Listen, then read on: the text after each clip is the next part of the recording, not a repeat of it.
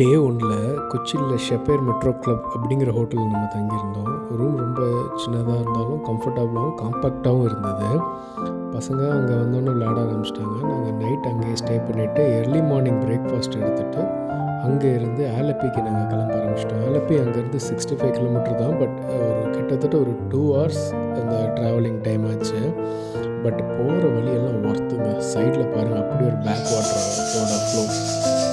So அப்படியே பார்த்துட்டு நாங்கள் அங்கேருந்து கிட்டத்தட்ட ஒரு 2 hours ஆலப்பி ரீச் ஆகிட்டோம். ஆலப்பி ரீச் ஆகணும், அவங்களே அங்கே பார்க்கிங்க்கு டேடிஸ் பார்க்கிங்னு சொல்லிட்டு ஒரு காருக்கு பார்க் பண்ணுறதுக்கு ஒரு ஃபெசிலிட்டி வச்சுருந்தாங்க. அங்கே காரை பார்க் பண்ணிவிட்டு அப்படியே 1 டேக்கு தேவையான லக்கேஜஸ் மட்டும் எடுத்துகிட்டு எங்கள் ஷிப்பை நோக்கி நடக்க ஆரம்பிச்சிட்டோம். கொஞ்சம் வாக்கபிள் டிஸ்டன்ஸ் தான். ஸோ அங்கே ஃபுல்லாக நம்ம பஸ் ஸ்டாண்டில் பஸ் நிற்கிற மாதிரி ஷிப்பும் வரிசையாக இருந்தது.